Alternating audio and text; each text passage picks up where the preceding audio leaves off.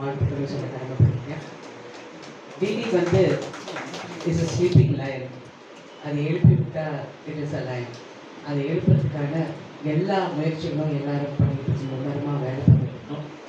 அப்புறம் இப்போ தாயமான்ற சீரியல் வந்து அவர் இதுக்கு முன்னாடி செல்லம்மான் இருக்காரு. என்னுடைய ஆஸ்தான ரைட்டர் வந்து குமரேசன், நிறைய ராணி இது போன்ற வெற்றி செல்வியில் ராணி எல்லாமே ஒர்க் பண்ணி, அப்புறம் டைலாக் ரைட்டர் கெனரி அவர்கள் இருக்காரு. இங்கே அவங்க ராணின்னு நாங்கள் கூப்பிடுவோம். ராணி தானே? ஓகே. அண்ட் செல்வி டைரக்டர், அப்புறம் பூத்தோட்ட காவல்காரன் என்ற படத்தில் டைரக்டராக இருந்தார். இப்போ பெரிய நடிகர் ஆகிட்டாரு. அந்த நந்தகுமார் சார் எனக்கு ரொம்ப வருஷமாக தெரியும், ஆஸ்தான ஜோசியர் அவர். பட் அவர் சிவாஜி கணேசன் போல நடிக்க வேண்டும் என்று திரைக்கு வந்தார், சின்ன திரைக்கு வந்துட்டார். வந்து எங்கள் கம்பெனியில் நிறைய ஒர்க் பண்ணியிருக்காங்க. இப்போ இங்கே இருக்கிறவங்க எல்லாம் இளம் நடிகர்கள். Please you are to introduce yourself. சொல்லுங்கள். என் பேர் விட்டல். நான் இந்த தாயமா குடும்பத்தில் மேமோட செகண்ட் சன்னாக பண்ணுறேன்.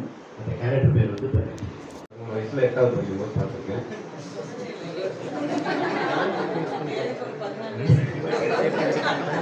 அதாவது 8வது படிக்கும்போது ஸ்கூல் கட்டு அடிச்சுட்டு வேலூர் ராஜா தேட்டரில் போக்கிங் ராஜா படம் டிக்கெட் கிடைக்காம அடித்து பிடிச்சி லேட்டாக போய் டோர் தந்த சினிமா ஸ்கோப்பு பிரம்மாண்டமாக தெரியுது சாங்கு.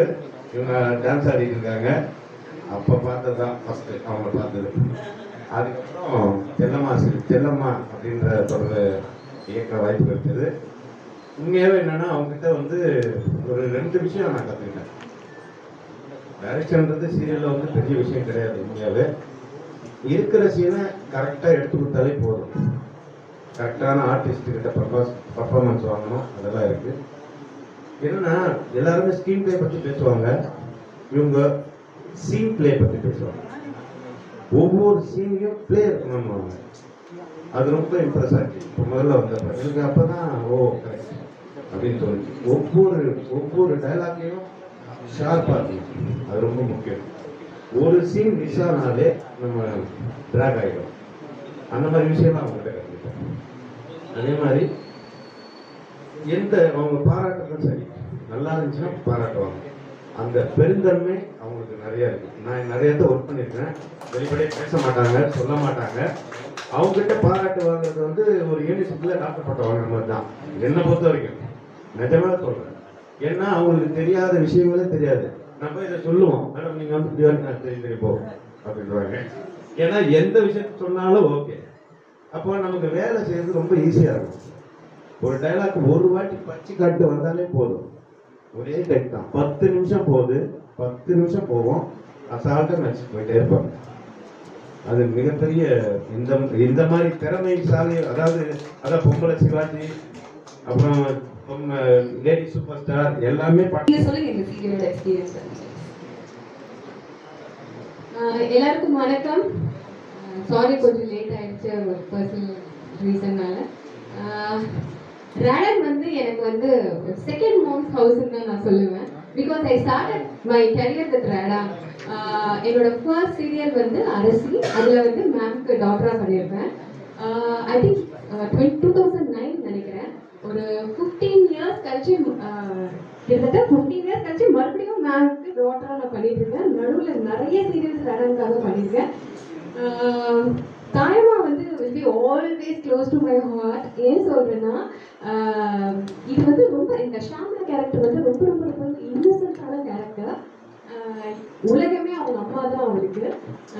எனக்கு வந்து அது பண்ணும்போது ரொம்ப சேலஞ்சிங்காக இருந்தது. இவ்வளோ வருஷம் நிறைய கேரக்டர்ஸ் பண்ணியிருக்கேன். பட் இதில் கிடைச்ச அப்ரிசியேஷன் வந்து எனக்கு இது வரைக்கும் நான் பண்ண வேறு எந்த சீரியலுமே எனக்கு கிடைக்கல. எல்லாருமே நிறைய பேர் சொன்னாங்க, சார் எஸ்டிமேட்ஸ்லாம் பார்த்துட்டு ரொம்ப நல்லா இருக்கு, ரொம்ப நல்லா பண்ணுறீங்க அப்படின்னு. அது எல்லாருக்குமே கிரெடிட் கோஸ் டு மேம் தான்.